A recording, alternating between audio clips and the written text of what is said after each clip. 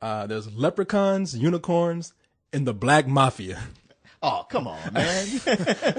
No, Bumpy, what's his last name? I forgot. Bumpy Black Bumpy Man? Johnson. He was a real gangster.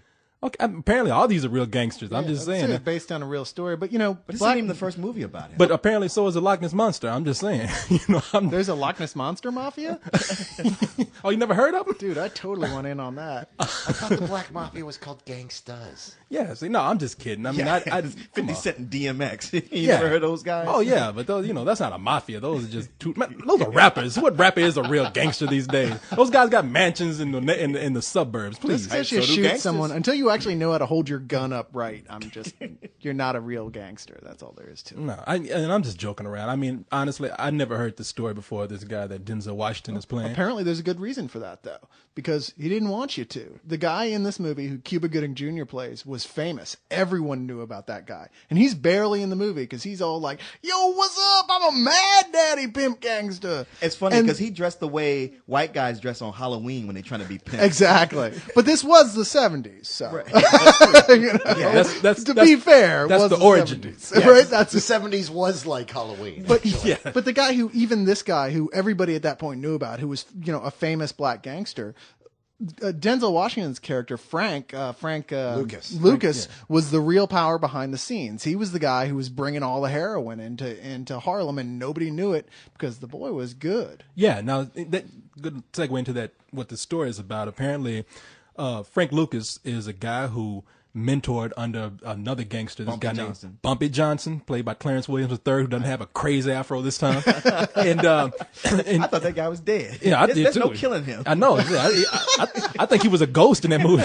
No matter how many movies he dies in, he keeps coming Yeah, back. but so when Bumpy dies, of course, the next one to air is Frank because he's learned everything from this guy. And he's learned to be caring about Harlem. Harlem loves this guy, but at the same time, he's learned how to be pretty ruthless. As a matter of fact, the movie opens up with a guy being set on fire. So it's like, God damn, but so, and this is pretty much the rise and fall of this gangster. I guess the other character we have in there is Russell Crowe. Is Russell Crowe, who plays the cop. Probably decent to a fault. I mean, everybody makes fun of this guy because he's so honest and decent. He eventually crossed paths with Frank Lucas to bring down this big heroin ring that he has, which is pretty clever, I must say. Going to Vietnam, he took his ass to Vietnam, made a deal with the heroin dealers there to get heroin shipped back, and the bodies are the caskets of dead soldiers. Yeah, using the American military as his mules, basically. No, you're actually spoiling the last part.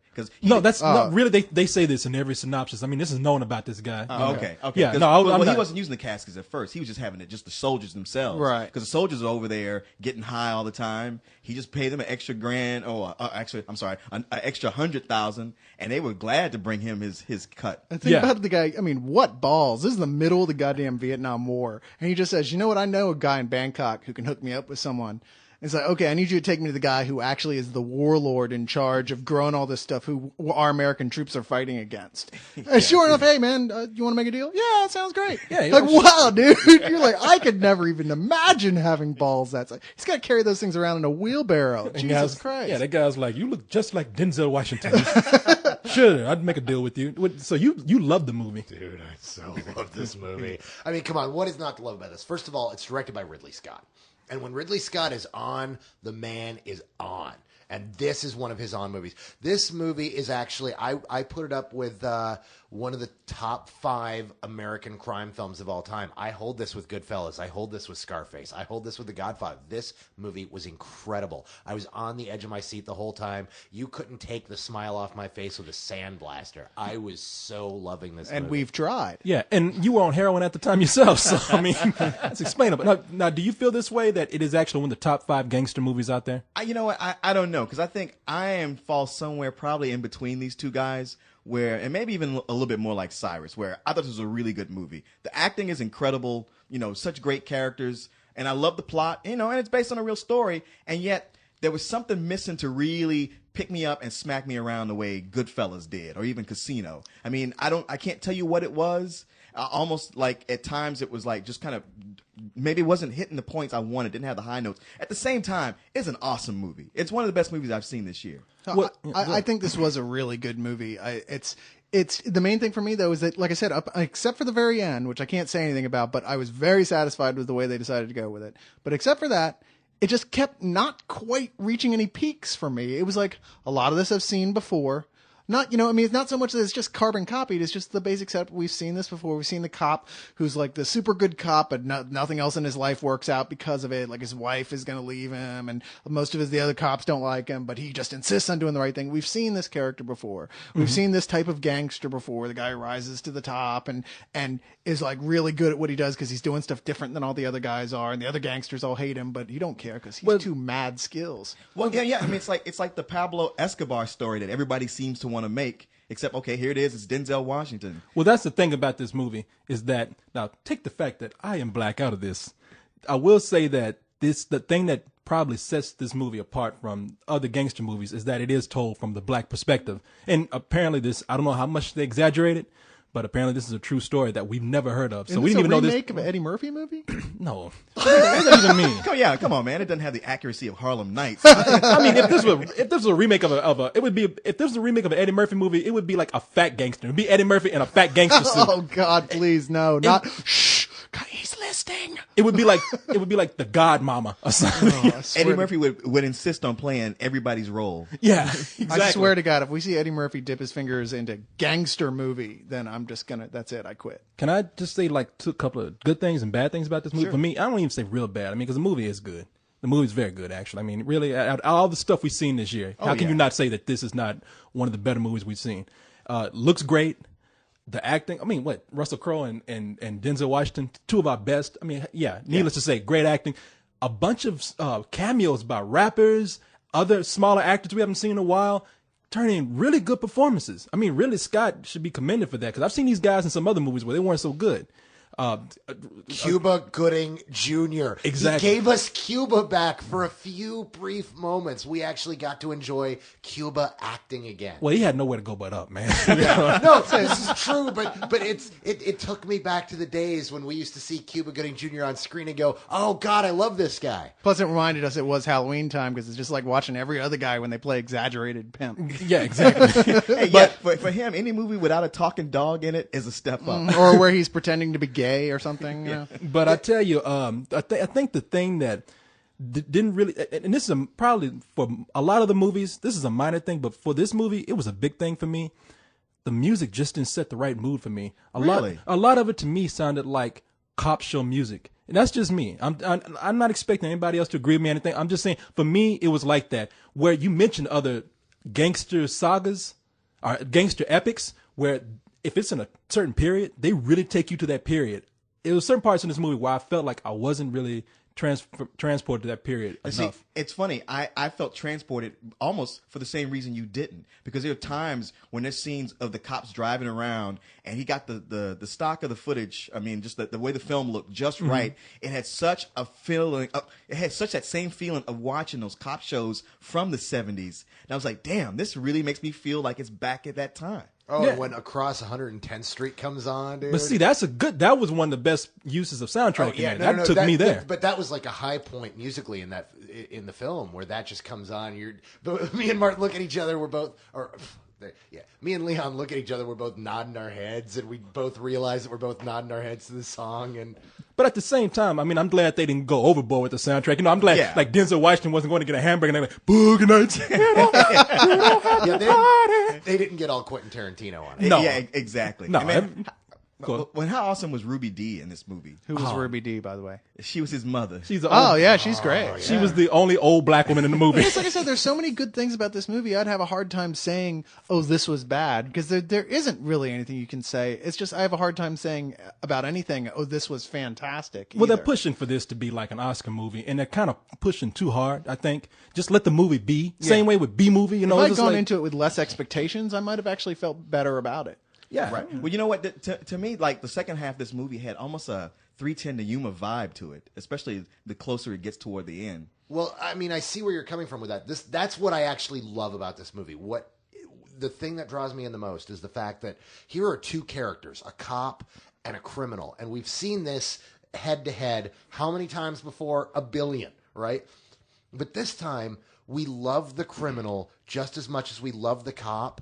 and they're both stand-up guys in their own way, and they both live by very strict ethical codes that they live by, and you respect them both. It's almost like a samurai movie to an extent of how much these two guys believe in these completely different moralities, but you love them for those moralities, and watching them go head to head and knowing that one of them has to lose. Which, as you said, Leon, is actually kind of similar to 3:10 to Yuma, and the similar part Russell Crowe played in that, except in that he's kind of he's the bad guy. Yeah. Well, the thing is that, I mean, you make a good point, because while Denzel Washington go around shooting people in the head and shit, we know he's kind of bad.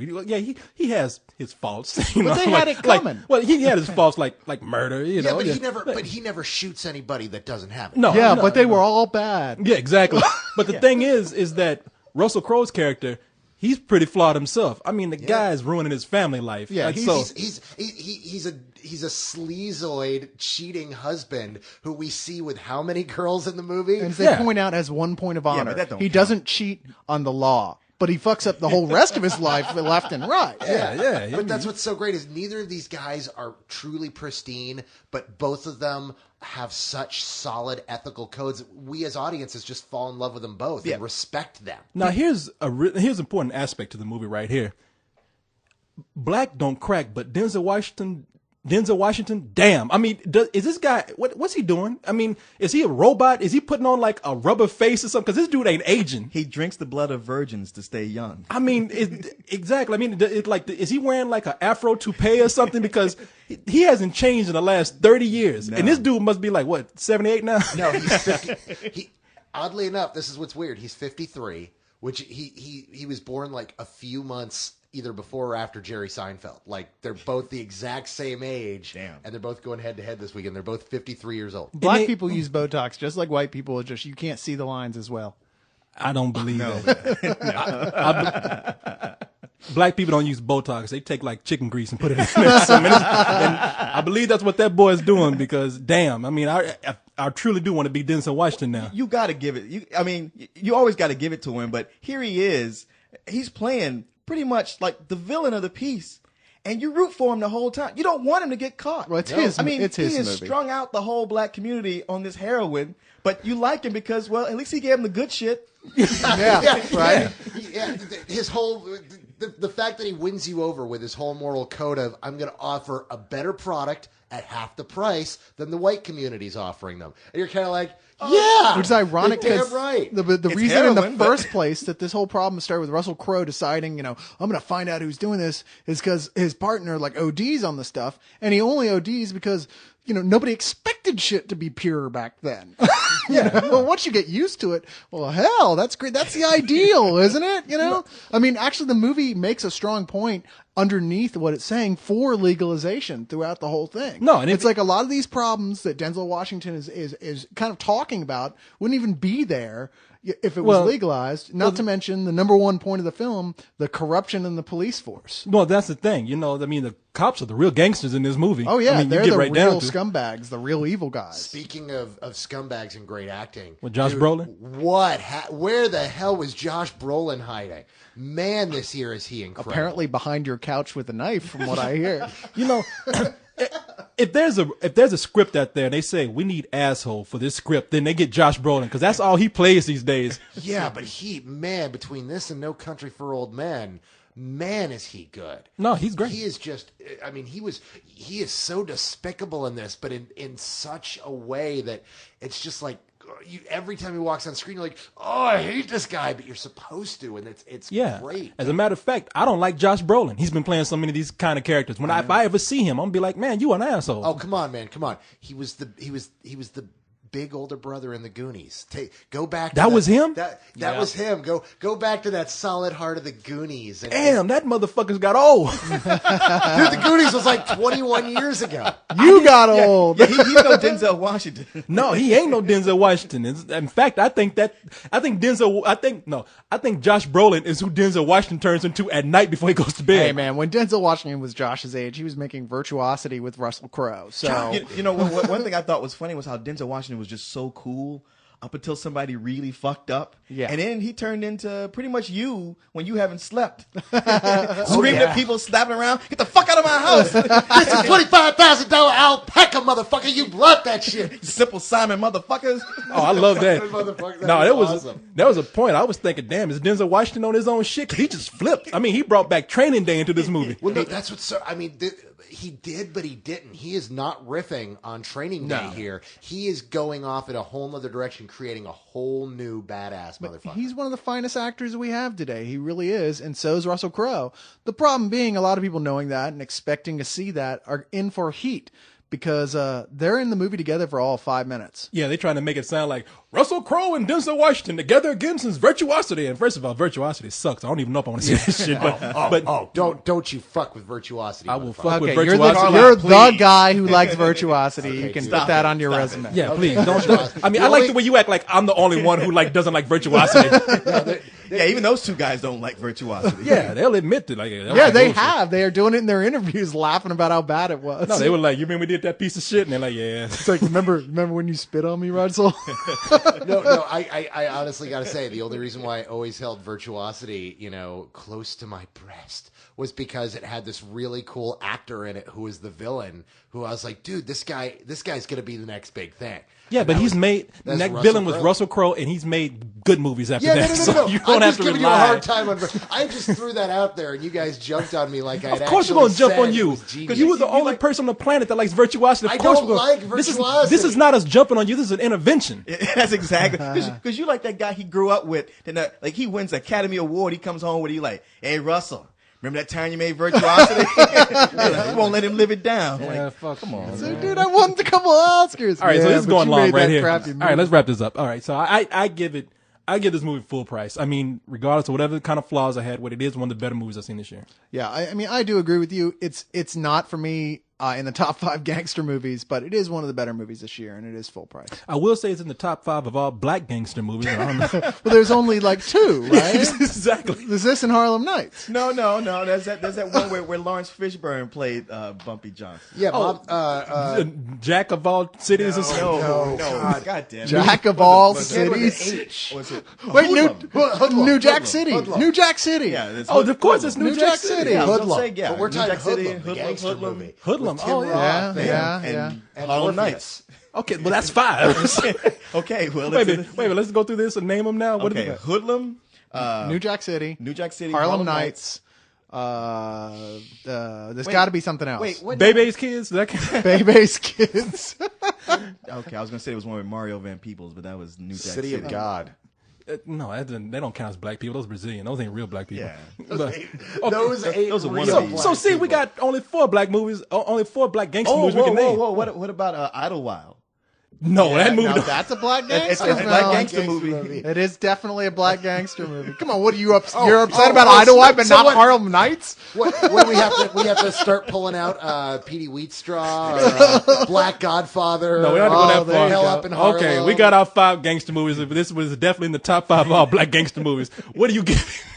Dude, I'm gonna bust the cherry on this bitch. I'm gonna say Better Than Sex. Wow. Better than Better Sex. Than Sex. I hold that this is gonna be considered one of the top 5 American crime films ever. That there might be people right now you guys might be going, yeah, that's good, but 10 years from now, people are gonna be mentioning this still in the same breath with Scarface and with Goodfellas and with The Godfather. I don't think they will, but I think they'll still remember it as one of the better films from this year. Even Scarface isn't considered one of the great gangster movies. Yeah, it It's is. just- Except it's just for a by fun Mexicans movie. and black people for well, some that's reason. the thing. People love it. It's fun, but as far as being a good movie, not so much. You can't drive by a ghetto side of town without seeing somebody selling like a floor rug of Scarface. What is Or that? wearing the T-shirt. It's like instead of selling like Velvet Jesus, they sell Velvet Scarface. I know. It's Any weird. movie that 25 years later they make a video game out of, something's going on. Well, we'll see how many black people die behind this movie, and that's going to be the breaking point to see how great this movie will be. I give it full price. Give it full price? Yes. All right. And damn, our first Better Than Sex. I busted the cherry on it. Better Than Sex, baby. You really hurt the feelings of your flashlight. Yeah, that's about to say. It's because you ain't been getting no sex. Anyway.